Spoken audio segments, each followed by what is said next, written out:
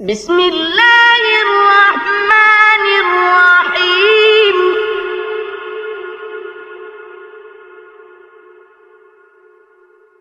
هل أتاك حديث الغاشية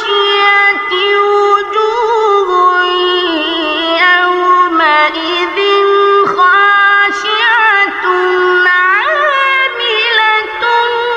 ناصبة تصلى نارا حامية تسقى من عين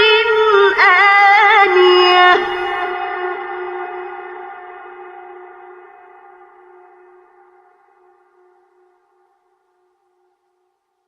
ليس لهم طعام إلا من ضريع لا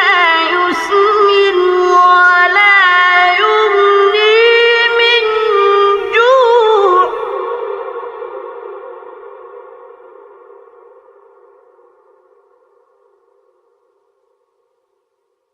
وجوه يومئذ ناعمة لسعيها راضية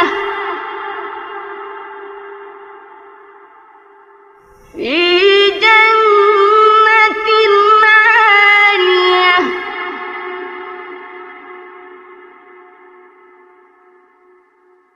لا تسمع فيها لاغية فيها عين جارية فيها سرر مرفوعة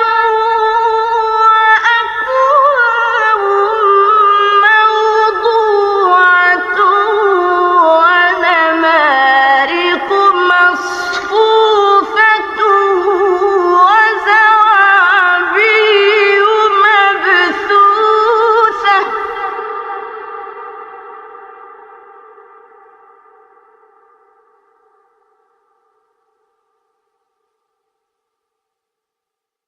أفلا ينظرون إلى الإبل كيف خلقت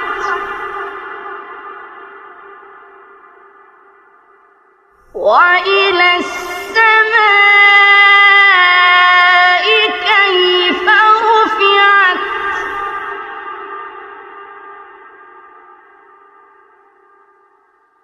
وإلى الجبال كيف نصبت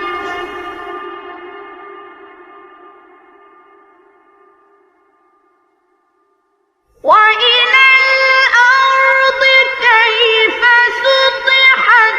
فذكر إنما أنت مذكر لست عليهم بمسيطر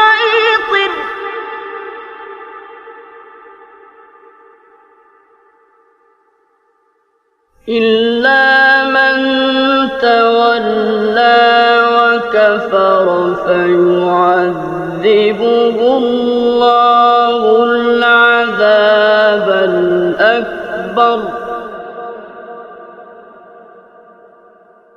إن إلينا